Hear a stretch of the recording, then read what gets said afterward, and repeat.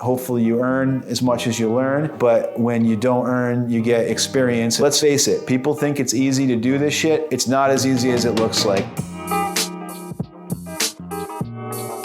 So the Olneyville project was one where you start out with the greatest of intentions. One thing that you have to understand as a real estate investor, you're gonna take the risk, and when the rewards are huge, you wanna give yourself a spread. You can't know everything. It was a property that was on the doorsteps of being condemned, and then in fact it was condemned. I was 90% sure I had a pretty good structure to work with when you initially took that risk, but the key word is 90, not 100. So we did run into a lot of issues there. You kinda have to pull yourself up from the bootstraps and scrap it up. This is one of the reasons why we recommend that real estate investors work with reserves or have access to capital. There should be some meat on the bone. You should be able to have a shrinking margin when you screw up, because you're probably going to screw up. And this job was a perfect example of that. All right, so we're back at Florence in Providence. You saw the rough cut first. Now we're into the second phase of construction. We're able to start closing up the walls. All the electrical's been permitted. All the plumbing's been permitted. We bought it probably about 18 months ago. We wanted to renovate the property in about 6 to 9 months. Probably wanted to spend around $200,000 to $250,000 in construction. We ended up blowing through that budget. When you don't have a solid plan that accounts for everything, then you end up making mistakes. So we made some mistakes on this one. We learned from those mistakes. We had to gut it out and kind of take it to the finish line. Every single time you think you have something planned, a lot of times something else is going to pop up. The volatility of contractors. Do they show up or do they not show up? Cost overruns. And the deck that was ripped off 7 weeks ago because the ground was going to freeze, it's still imagination. And meanwhile, I got a $500 city fine. Say, I'll build this deck this week. I said, yeah, no problem, we're gonna build a deck this week. There's no deck. Really, you have to deal with human beings. The process is usually, the beginning is the greatest of intentions, underestimating the challenges as usual. The middle is a lot of kind of gutting it out to get to a point where you feel like you're probably happy. And then the end is usually a shit show. You heard me say that I care about what it's worth when I'm dead. I just gotta live for another 20 years and this might pay off. So tune in for part 2 of the Olneyville project where we show you how we bring it home.